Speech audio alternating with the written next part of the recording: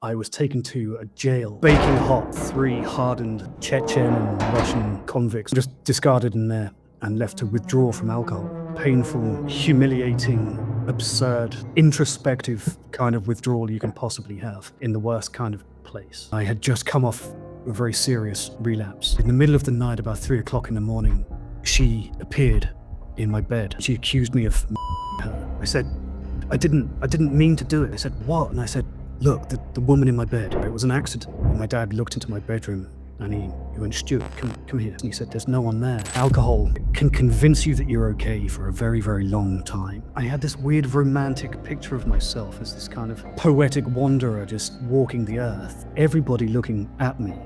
I was just a drunk. It hides itself from you. Even when your problem is as obvious as mine was, that was when I was like, this is gonna kill me if I don't stop. It's gonna hurt other people. It's gonna continue to get worse unless I get a hold of it right now. That was when I began to turn things around. As horrible and dark as my story gets, what I really want to emphasize is that sobriety is unbelievably good. It's just profoundly, wholly good. I'm glad it brought me here. Because if I can show some people that there is light at the end of this tunnel, then it would have been worth it.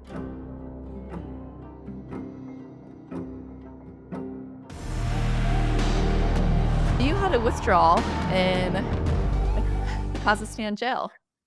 Yeah, that's right. So I had a terrible time in Kazakhstan. And I feel bad relating this story because Kazakhstan already has a bad reputation. And I feel like I'm not helping the issue very much by telling this story, but it all happened, so I feel obligated. So what happened was, I'd been living in China for a long time, and I was given this opportunity when my job was moved from my Shanghai office back to Europe. My job allowed me to cycle the entire way, which was kind of something that I really wanted to do, to cycle across the Silk Road from Shanghai all the way back to London. And about 4 months into that journey, everything had gone south. I'd been drinking incredibly heavily on the journey, so my alcoholism was already present. And I arrived in Kazakhstan drunk and vulnerable and beaten down by the world. And I was robbed on my second day there. They stole the bicycle that I cycled from Shanghai in a city called Almaty in eastern Kazakhstan. And from that moment on, I just kind of lost control of the journey and things started getting really wild. And I made my way, after having a second bike stolen only a few days later, I made my way to another city called Aktau, which is a city on the Caspian Sea. And it is a dreadful place. It's just dereliction. And when I arrived, I had to walk. The train station is about 20 kilometers outside the city, so I had to walk through the desert. And I could see the city on the horizon, and it was just a plume of smoke rising from the city. The whole thing felt like it was on fire. And I should have just turned around and gone to an airport and flown home or something, but I wasn't sober, so my decision-making was not the best. Long story short, what happened was I was robbed there repeatedly, including by the police in uniform twice, one of those at gunpoint. They drove me out onto this radioactive salt flats and put a revolver in my face and demanded $1,000. Oh my And gosh. by that point, I'd had enough of Kazakhstan. I was trying to leave. So I went and kind of secluded myself at the port, waiting for a cargo ship to take me across the Caspian. And then when the boat finally arrived, I'd been in that town for about a month and waiting for it to arrive. And the very last thing that happened before I boarded was a customs policeman stopped me and told me my visa was invalid. But what he was really doing was trying to take a bribe. And it escalated quickly. I was done with the police there, and I'd been drinking that day, so I punched him in the face. Oh. He took my passport. He tried to take my passport, and that was the last thing I had left. It was the most important thing in my life. So I punched him, and then several other of the terminal police jumped on me, gave me a bit of a beating, kicked my teeth out, and I was taken to a jail in somewhere outside the city, and it was baking hot, about 40 degrees centigrade, so 110 Fahrenheit, and put into a Hot there. room with very hot, and put into a room with these 3 hardened kind of Chechen and Russian convicts of some kind, and just discarded in there and left to withdraw from alcohol. The most painful, humiliating, absurd, introspective kind of withdrawal you can possibly have in the worst kind of place. Now, I'll just tell you, if you would like a picture of how bad this place was, I looked it up on Google Earth since, and it's very difficult to find. It's not marked as such. In fact, it's not even really fenced because it's in the middle of the desert. There's just 150 kilometers of nothing in any direction. You don't really need walls. But when I was put in there on the second day, there was another guy in my cell, these rusted old bunk beds, and he was stitching up a stab wound in his abdomen using his own bootlace. And then he ran his fingers around the toilet bowl for the disinfectant, and that's how he cleaned his wound. What? And yeah, it was awful. I have a photograph of that guy just so that, because when I tell this story, it's so ridiculous that people often don't believe it to be true, and I understand that, but I can prove all of this stuff. I mean, I can believe it to be true because I've heard stories. Yeah. If you've been to Kazakhstan, then you know that this is kind of standard procedure. Oh. Yeah, but after that, so what happened there? I was in there for about 8 days when I was pulled out of my cell and told that I had a phone call, and I hadn't spoken to anybody. Nobody knew I was there, as far as I was aware. And they said, "You have a phone call." And I picked up the phone, and they said, "Hello, this is the British Embassy in Astana. We understand you require consular assistance." And it was the embassy had somehow found out that I'd been arrested and sent a lawyer and a translator to come and collect me from the desert. And while I was in the desert waiting for the lawyer, they'd handed me back all of my stuff and just left me there. And in my bag was naturally a couple of bottles of vodka that I'd been saving for the cargo ship in case I needed to make friends with the crew or anything. And I sat in the desert and drank it. So when the lawyer arrived, I was already drunk again. I'd been through this horrible withdrawal and then immediately started drinking again. And then I was put on trial that day. The lawyer collected me from the desert and drove me to a courthouse, and I had to be put on trial in Russian. Oh my gosh. Oh, I know. Oh. So what was Absolute- how did you survive? Like the withdrawals are terrible. Like did they help you at all? Did they give you water? Like did they do anything to like help you at all? No, I don't think they understood what it was. Got it. The truth is, like, when I arrived there, I was like, I'd been on the road for 4, maybe 5 months or something. It was like cycling alone. So I was a real mess anyway. I was kind of like bright red from the sun, and my beard was like twice as long as it is now. And I looked kind of scary, all the tattoos, and I had missing teeth and all of that stuff. And I think they just thought I was crazy because part of withdrawal includes incredibly vivid, terrifying nightmares. And I became aware that it was making the other cellmates uncomfortable, which meant that what happened was that I would have to try to force myself to sleep during the day because I was keeping everyone awake at night. I was on the bottom bunk screaming at night on the first couple of nights. And I recognized if that continued, I think that they may have put me to sleep, if you know what I mean. It was kind of a Yeah. lawless place. So I had to sleep. Anytime they weren't in the cell was when I would sleep. And that meant that at night, I had to force myself to just stare at the ceiling and keep myself awake and just sweating absolute bullets, hallucinating and nightmares for about 4 days, shaking violently. It was, I wouldn't wish an experience. Withdrawal is bad in any context. A lot of us know that. Even if you're not drinking to the extent that I was, it's a horrible process.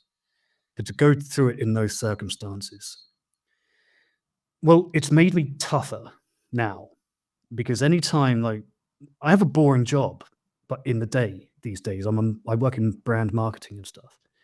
And anytime I walk into a meeting where someone's like, "Oh, Stuart, you've done this wrong," or "We don't agree with this decision," I'm like, "I survived the worst experience. There's nothing you can do to me. You can say whatever you like." Right. So wait, So it has you benefits. survived that experience and then you went back to drinking. Yeah, so that carried on for a while. What happened was the day that I was put on trial, I have no idea what the verdict of that trial was, but I was put into the custody of the police. They drove me to the airport and I was deported on the next available flight. And the next available flight was to Baku in Azerbaijan. And on that flight, the guy who sat next to me was a nervous flyer. I think he was an Azerbaijani guy. And he didn't like flying. He got the boat across the Caspian, usually. But he bought a bottle of vodka for he and I to share just because he was such a nervous flyer. So I arrived in Azerbaijan drunk. And there I stayed for a month, just living on the streets, um, like scraping together money however I could, but was drunk that entire period too. So yeah, it didn't stop immediately.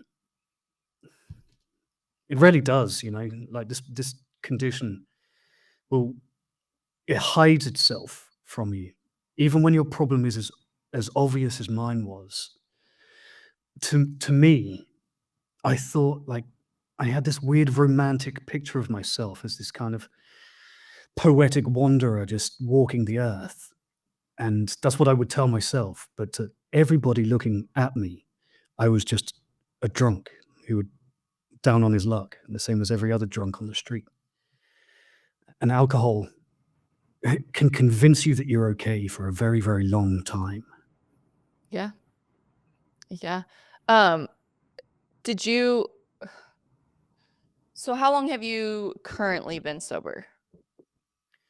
So I returned to the UK in 2018 and immediately quit drinking for 6 weeks. And then I went to Zagreb in Croatia to pick up my job, and there it fell apart again. So I've been mostly sober now for about 4 years, but this current stretch of sobriety is only about 2 years. Okay. So what was your like living through that traumatic experience?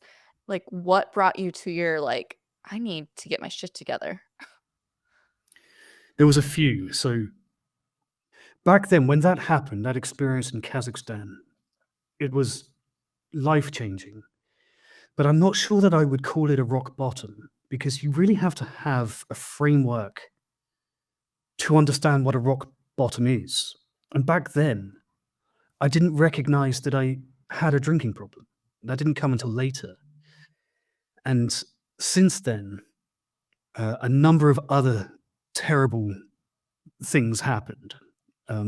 For example, I'd had a stretch of about 6 months of sobriety in which I started to learn what sobriety really was, that it was more than just not drinking, that there's a lot of emotional work and underlying work that needs to be done. And I'd started doing that. So for about 6 months, I was good. And then I was invited to New Zealand for a job opportunity. And the moment that the day that I got up for the flight was at 4 in the afternoon, and I had to travel 7 hours to get to the airport. I was living in a very remote part of England. And that day, I woke up at 6:30, and for no particular reason at all, by 7:30, I was drunk again. No particular reason. And that day, I made it all the way to London, drinking on the train, and then fell asleep on the train. And the next memory I have is of police. They'd been called to get me off the train, and I didn't go willingly, and I picked a fight, and I ended up, unfortunately, fighting one of them quite seriously. Like, I'm not a small guy, and I can put some weight behind a headbutt if I have to. And I Oh, headbutted a so it was policeman. more than just a punch. Yeah, this time, in Kazakhstan, it was a punch. Now I've escalated to headbutts, and I was I was incredibly lucky that the judge in my court case was lenient on me, and I avoided a prison sentence. Well, I got a custodial sentence. It was a 2-year suspended sentence, and that that wasn't my last relapse, but that was when I was like, "This is going to kill me if I don't stop. This is going to kill me. It's going to hurt other people. It's going to continue to get worse unless I get a hold of it right now."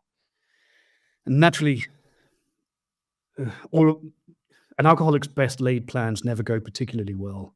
And there was, again, a period of relapses after that. But that was when I began to turn things around. I regret it to this day. I have since actually found out the name of the policeman that I headbutted by a disclosure of information that you can do with the UK government, and I intend to apologise to him in person as just to close the book on that particular chapter, because I'm not proud of any of that. Yeah. Man, so that wasn't your last relapse. What was the next one? So there was one more in England after that, and then I achieved quite a long period of sobriety, about a year and a half, I think. My timeline is a little bit messy on this, but I relocated to Berlin again for a job, and I was doing good there. I felt very strong in my sobriety, and I was single. And the way that I'm going to tell this story, I need to justify it afterwards, right? But what happened was, I met a girl, and she was a big drinker. And I thought on our second date or so that I was probably safe. I probably had it under control. And maybe just have one glass of wine. At least it's not vodka, so I can control it. And I couldn't. Keyword. Yeah. And immediately, like just within 10 seconds, I was back to the kind of suicidal drinking behavior that the pattern that I'd fallen into before. It happened like that. It was so fast. And then I skipped. There were a couple more in quick succession, but that was it to me. That was finally it. And the justification that I need to do after that is to say that it was not her fault. Her drinking was not the reason that I relapsed. I was looking for an opportunity, and that was what it was. And I think one of the realizations that has helped me to be properly sober is that all of these excuses, all of them, they're all coming from within me. And as soon as I came to peace with that realization, everything got much easier. Wow. You've been through some places. And it's just so funny because everybody's rock bottom is different. And I mean, wasn't in your shoes, but I like being in that desert would terrify me to never want to drink again. But then again, like you said, you're a bigger man, so like I guess it's not as scary for you as it is like a smaller female. But oh my gosh, like I would be terrified that I wouldn't have even came out of there alive in the first place. Look, I was very naive because all the way through China and through Tajikistan and Kyrgyzstan, my size and my kind of aesthetic had offered me some protection. And but in Kazakhstan, when I arrived there, they just weren't scared. Instead of offering me some protection, it became a challenge. So when I arrived in Aktau, I walked through the suburbs of that town, which is just shacks. It's all just like falling down. And these kind of like older tattooed men with like scars on their faces were emerging from buildings. And instead of like what I've been used to in places like Kyrgyzstan, where you'd be invited in for tea and to communicate with the family and share some language and that kind of thing, here they wanted to challenge themselves against me. I became like something to fight, you know. So I went in very naive. It was a hard lesson. Oh man. So what has been the biggest challenge in staying sober this stint? Because you said you've tried, you've gone 6 months, year and a half. Like what has been different about this time and what has been the challenges? Yeah, that's a really good question. So I think that what's made a difference for me and why I am confident now that I will be sober for the rest of my life is that I had to do a lot of reconciliation. I had a reckoning after I got sober this time, which was that I wonder if you relate to this, but when I was drinking, I considered myself to be very extroverted, and I Yeah. was popular, and people wanted me to come to parties and that Mhm. kind of thing, and I was kind of funny and stuff. And then when I set it aside, I suddenly came face to face with the fact that I I wasn't that person underneath. Right. In fact, I'm quite shy, quite introverted, and I like my own Right? company.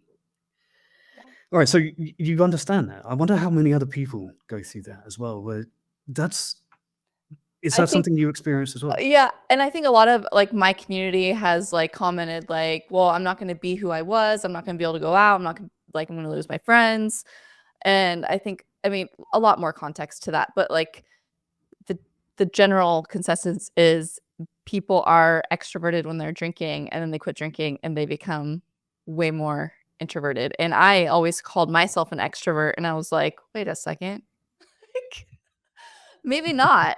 Like, I mean, I don't know if it's the social anxiety or what. I mean, I've gotten a lot better about things, but I don't jump on them as quick as I used to. And maybe part of that was like because we were going for the alcohol. Maybe not so much for the people, but maybe for the alcohol.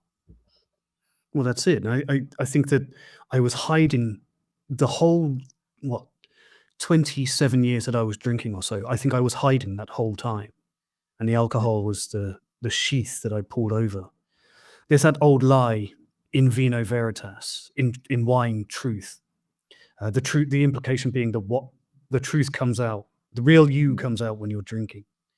And I think that is utterly false. I think the sober you is the realist you. And I think a big part of long term sobriety is getting comfortable with what that real you really looks like. And Exactly. and I think I've done that to some extent.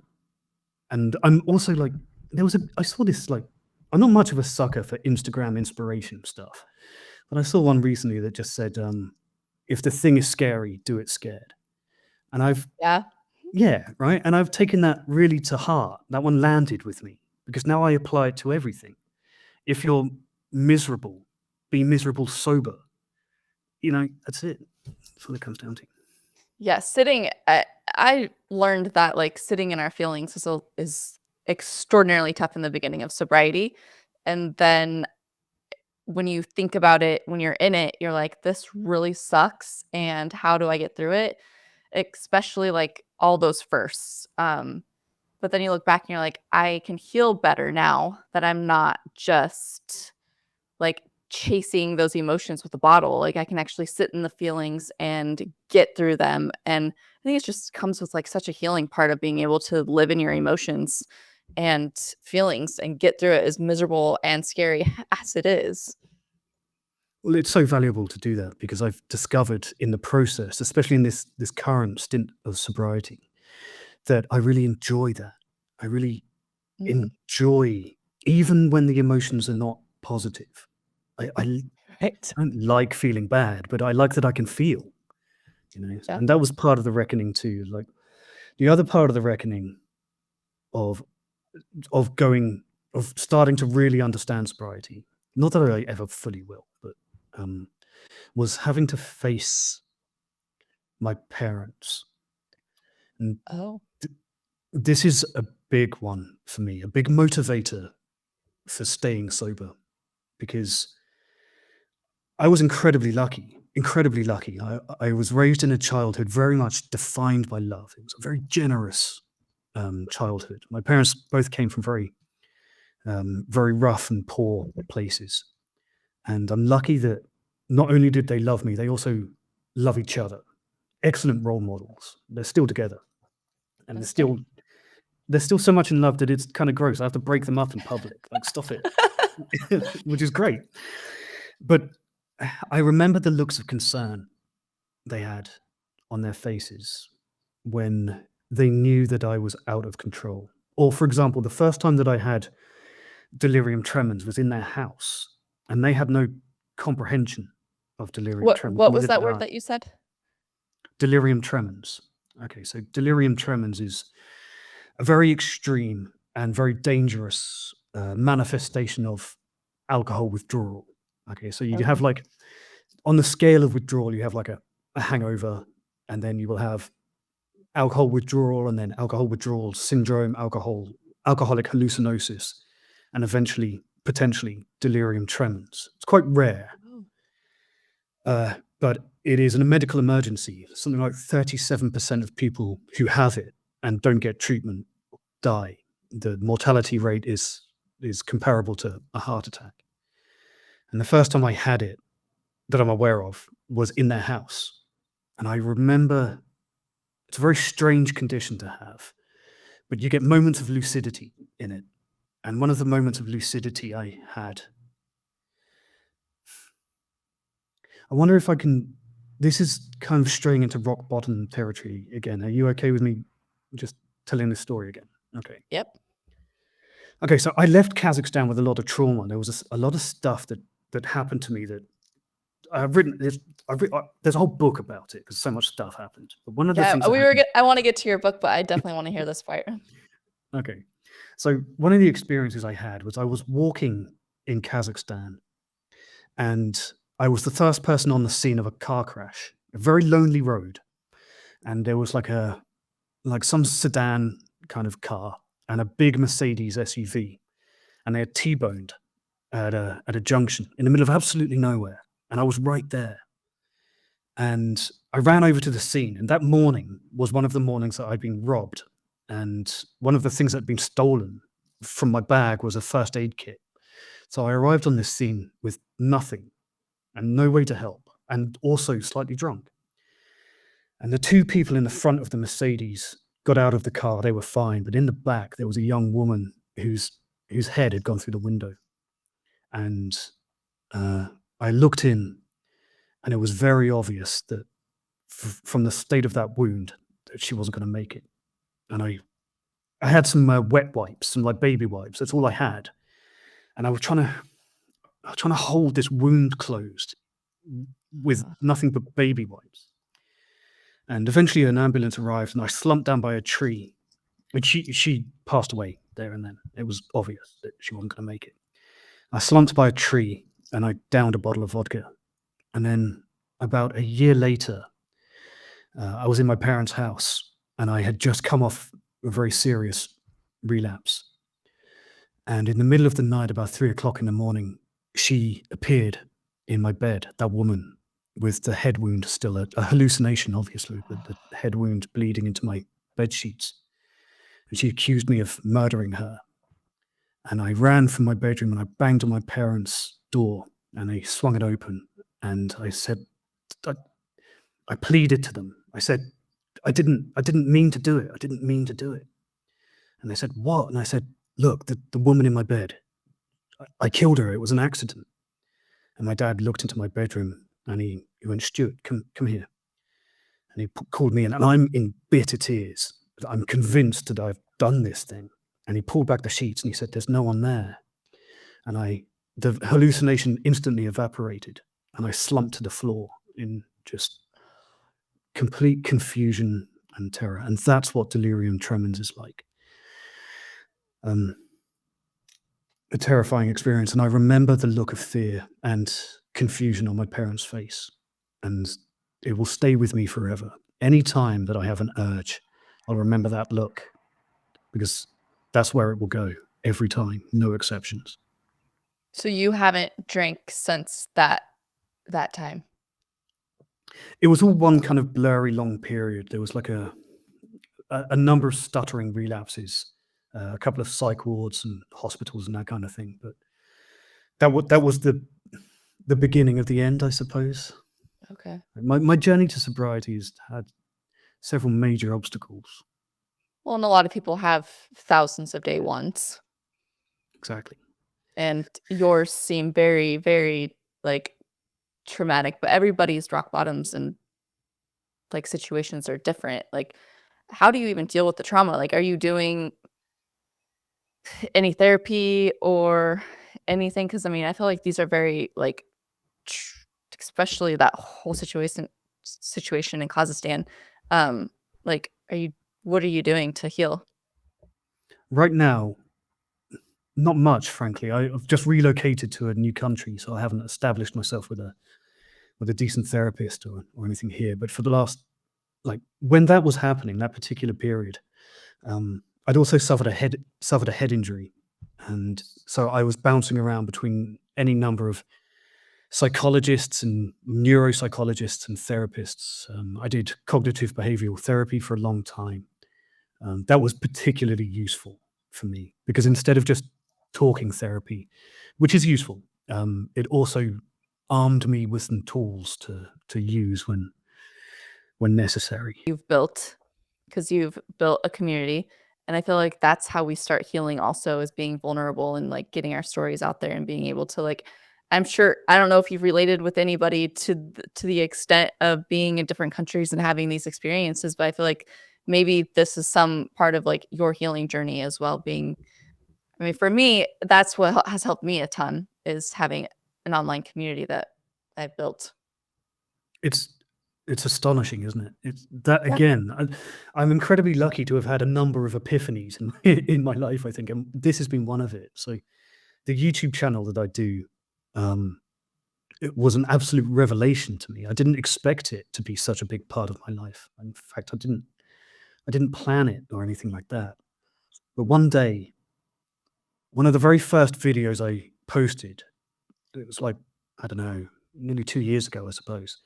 I was recently out of hospital after delirium tremens, and I needed to commit my thoughts to a video so that I could watch it back in the future. Anytime I was tempted to drink again, I would sit down and watch that video, and it was just for me.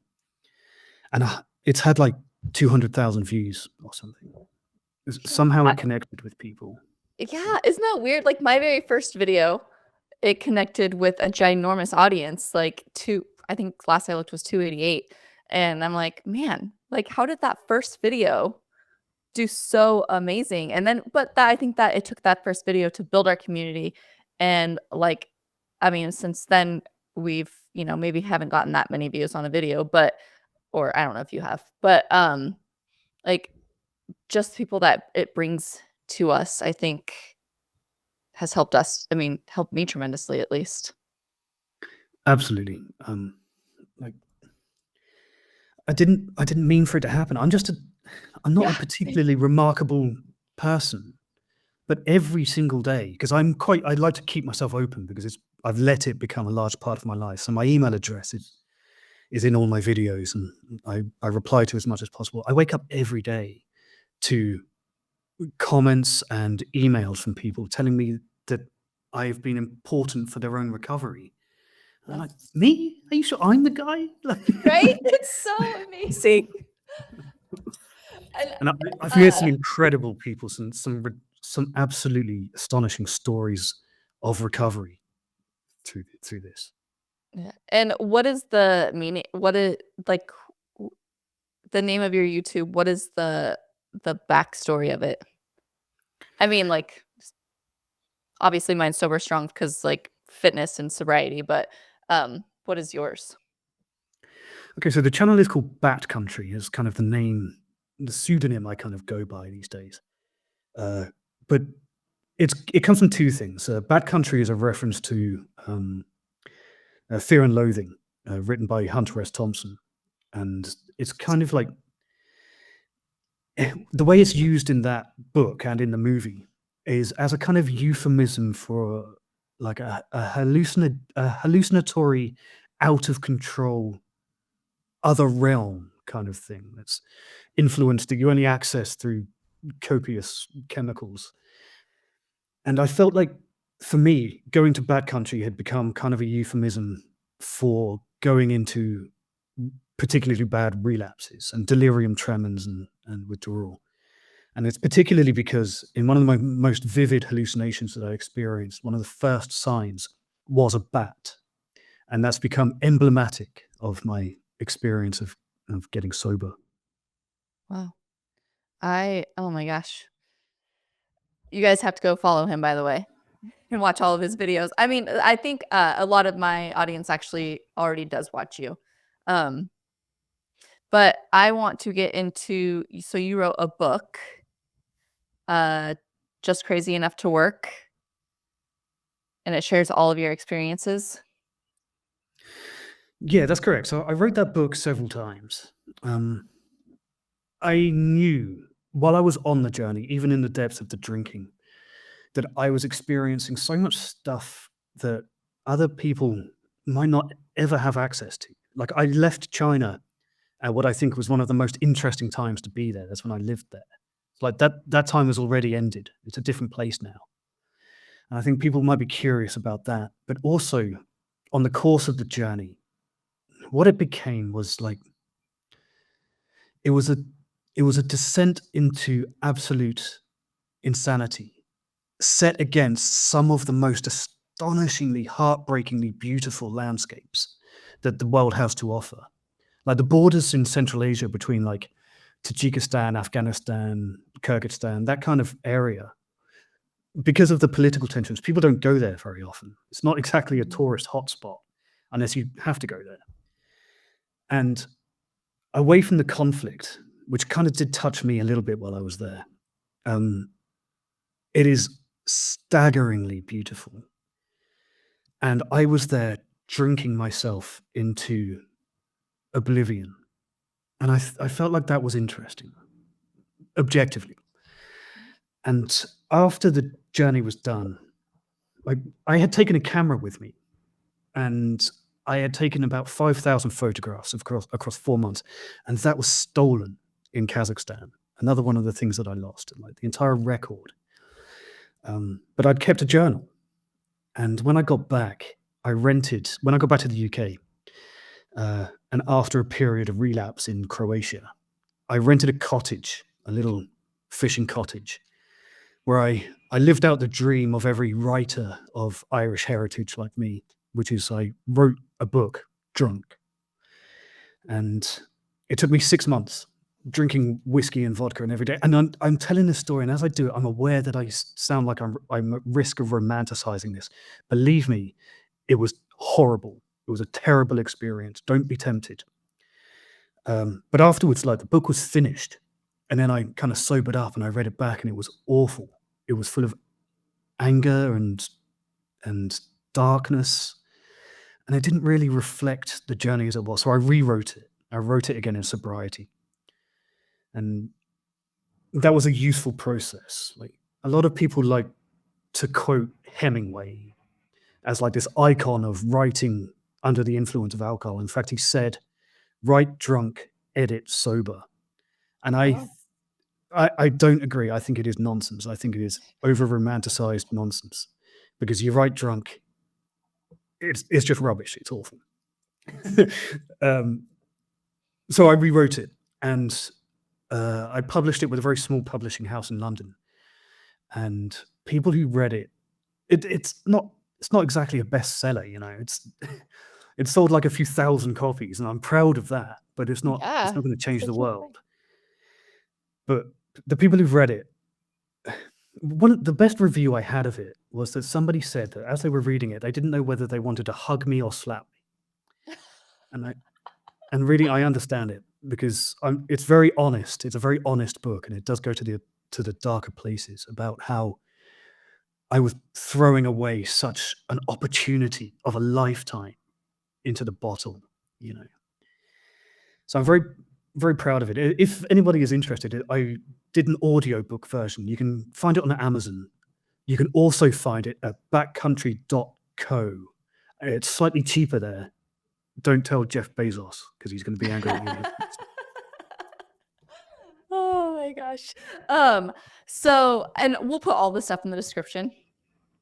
um, just so they can find you and everything. Uh, so through your experience, like, what advice do you give people that keep struggling with relapses and not being able to like find their why and their why, their how, like, because I know a lot of people come to me and they're like, I want to quit drinking. I just don't know how. But to me, I always tell people like your mind has to be made up. Like you have to go into it, not like somebody recently reached out to me and she's like, how do you know when you want to quit or just take a break? And I was like, wow, that's a really good question because I went into this taking a break and about 30-ish days into it, I realized that I quit. Like I was done drinking. But that has just been sitting in my brain. Like, how do you like help people in these situations when they really want to quit but don't know how? Yeah, there's a number of things.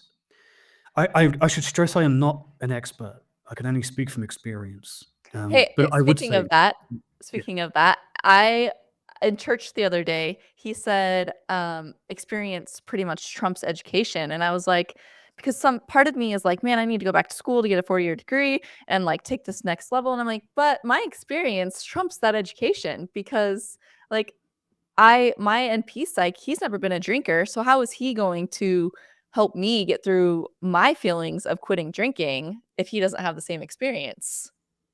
Just my thoughts. I agree. I agree. In fact, I had 3 years of university that I think was wasted time.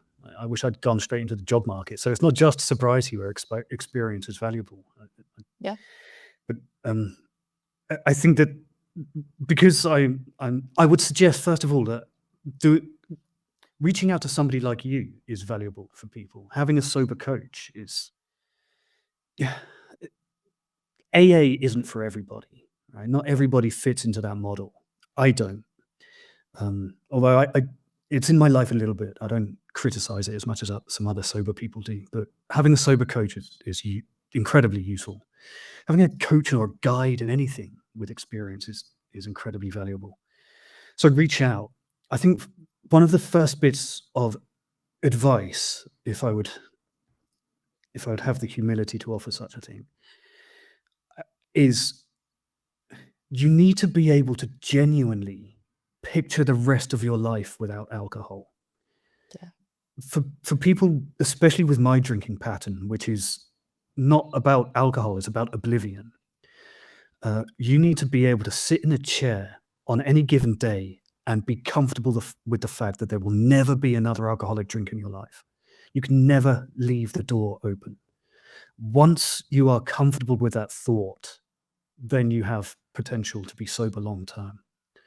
If there's any hesitation, for example, this held me back for a long time, was like I told myself internally that what I would do is quit until I'm 60 and then I would retire and enjoy my later years drinking. And even that was too much temptation. The door was left too far ajar, even with that. And until I reconciled myself to the fact that it's over for me and it's over forever, then that was when I was able to start building my sobriety. So I'd recommend that to people, especially if they're not dramatically bad, in inverted commas, alcoholics. If they're kind of medium level drinkers, those people in Like particular gray need area.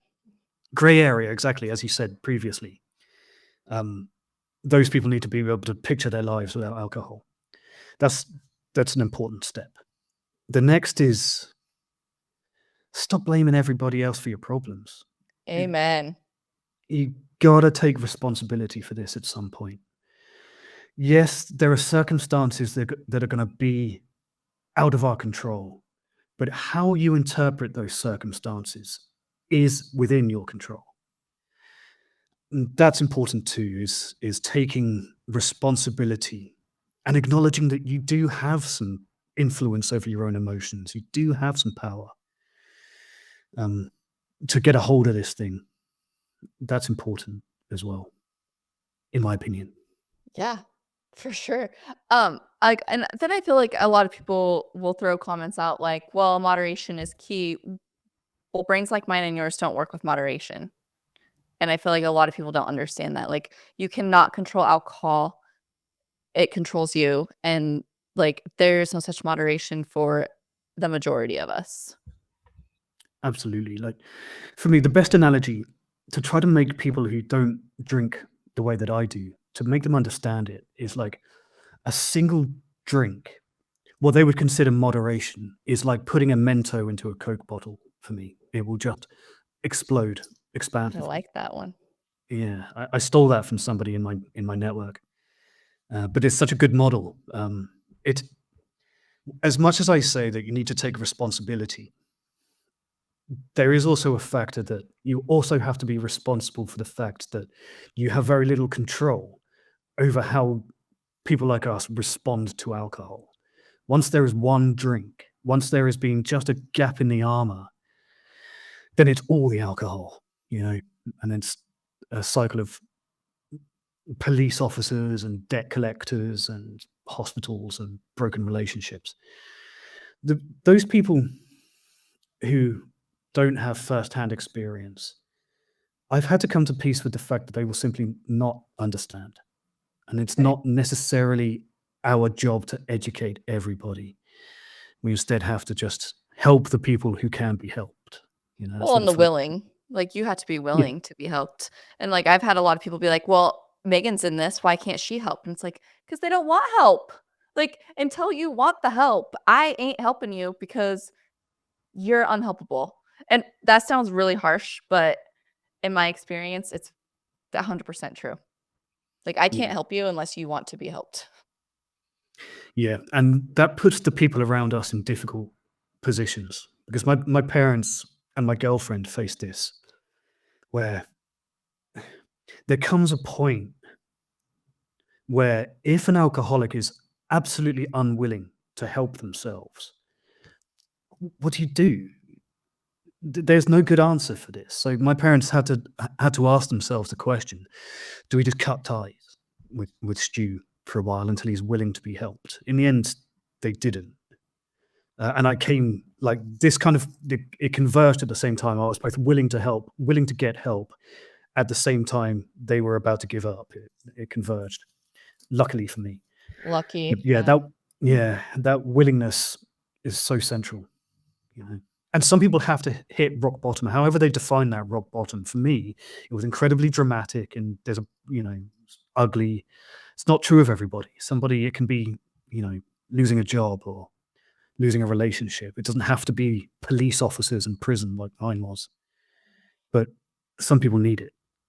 There's that acronym HOW, have to be honest, open, and willing. And I feel like too many of us are not honest, open, and willing. Like, I mean, I ended up getting honest and open and like willing to, but too many people in my life are not.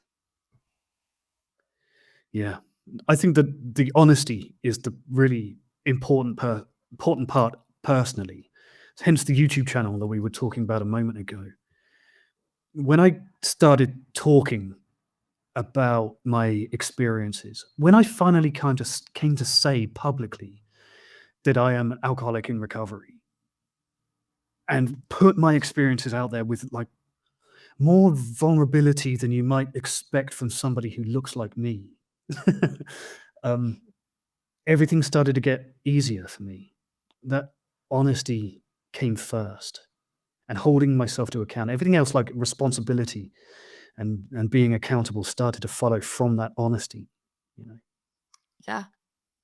Um, another thought. What do you think needs to change in how we treat and talk about addiction?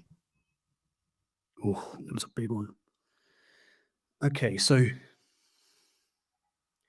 I think that the work that you do, and I wouldn't call what I do work, but also, people contributing to sobriety is really valuable. You particularly one on one, changing people one person at a time or small groups at a time is really valuable. However, I don't think that's what's going to solve the problem so society wide. Right. Uh, a little bit like it's a little bit like recycling. You know, like how the government tells us that we need to separate our trash and put milk bottles into milk cartons in one box and all of that stuff. It's great that we're all doing that. Is it Unless you live in is it Idaho. my fault? Yeah, unless you live in Idaho, I suppose. Is it really is the state of the environment my fault? Or is it billion-dollar businesses who could, make some $1 billion. changes to yeah. And it's the same with alcohol. I think that what really needs to happen is the pressure needs to be put onto marketers. Right? And I say this with some inside knowledge because I am a marketer. Um, that we need to be doing a better job of making alcohol less desirable.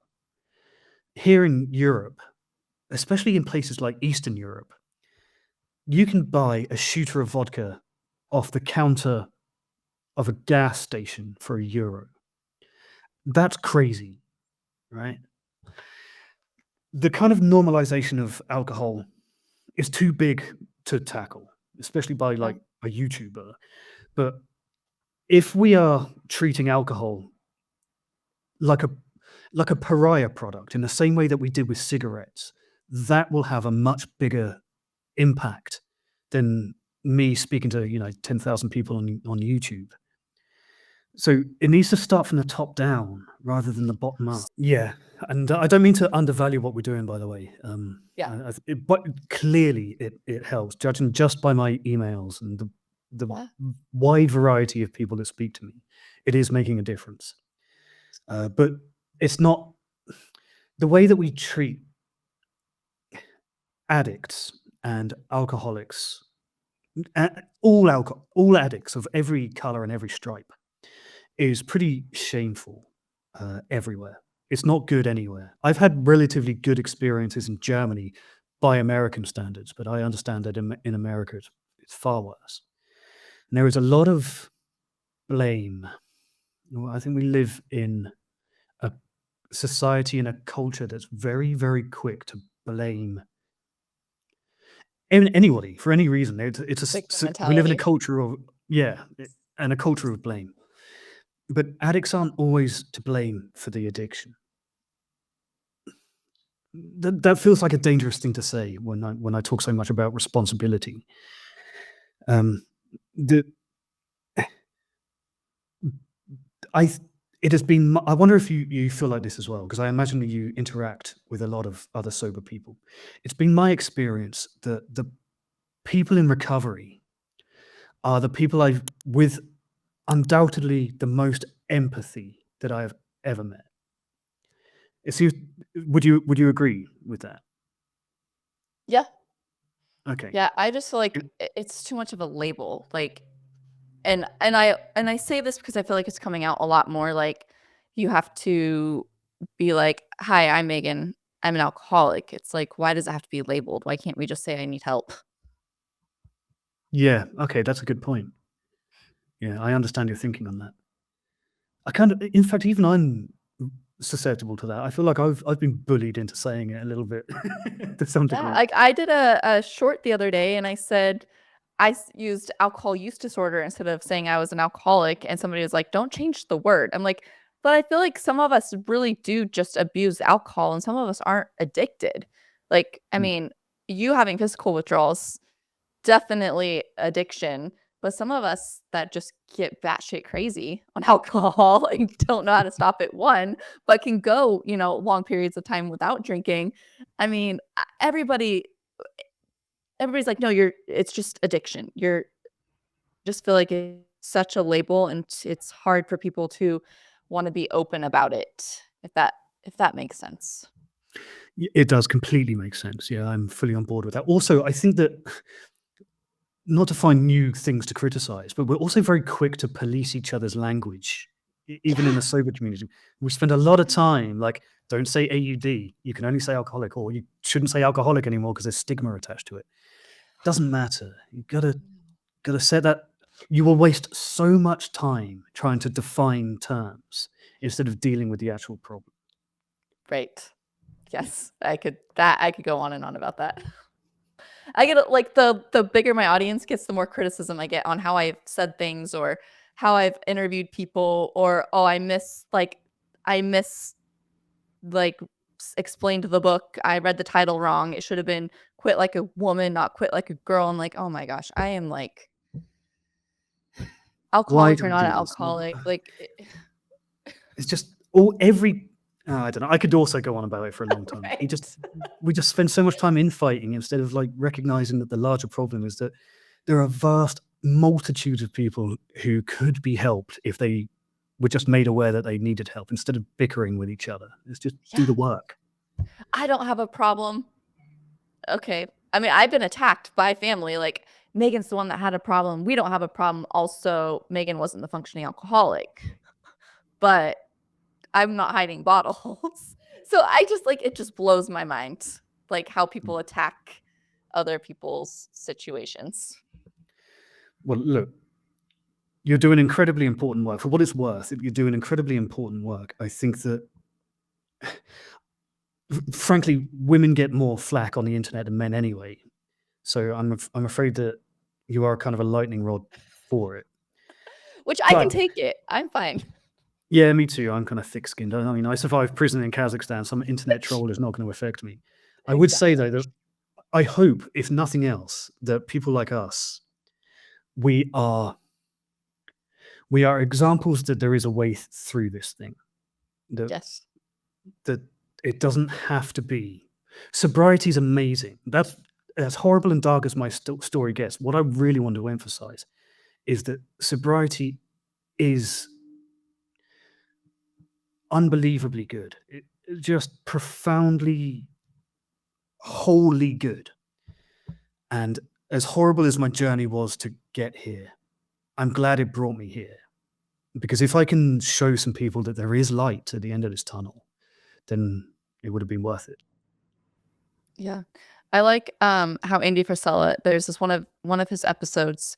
He says, if I could just give you like a minute of what your life could be like. I'm like, oh my gosh, it's so true. Like, if you could just give somebody a glimpse into their future, even if it's just for a minute, of how much better it can be, I think it could change a million people or more. But you have to want it. I think that just comes down to like, you have to want it. Yeah. It's a hard one.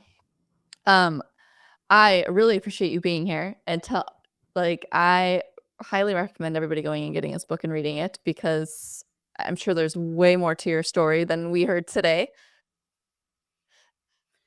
Yeah, there certainly is. I do recommend it. So please do. You can go and search it on Amazon or whatever.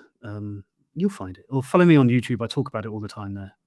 Yes. We'll definitely put your information in below and not make them obviously, but like everybody go subscribe and follow his journey. I think that you are definitely you were in a really dark place and you've come so far.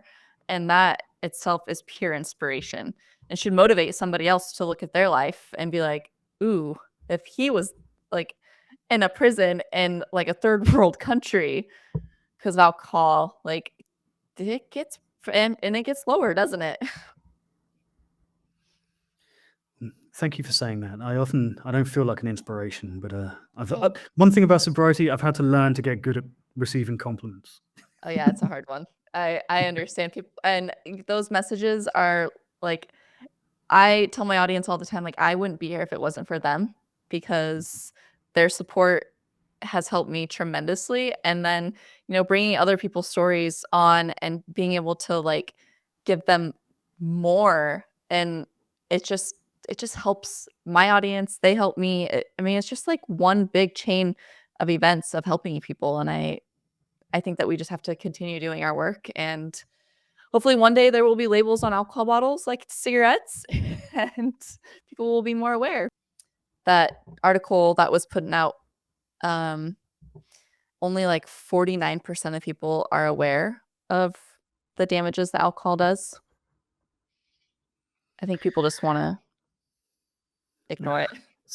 Yeah, I think so too. It's so ingrained in us that, like, it's literally a mind-altering substance. Yeah. I appreciate you being here. And everybody go find him at Backcountry. And Is it backcountry.com?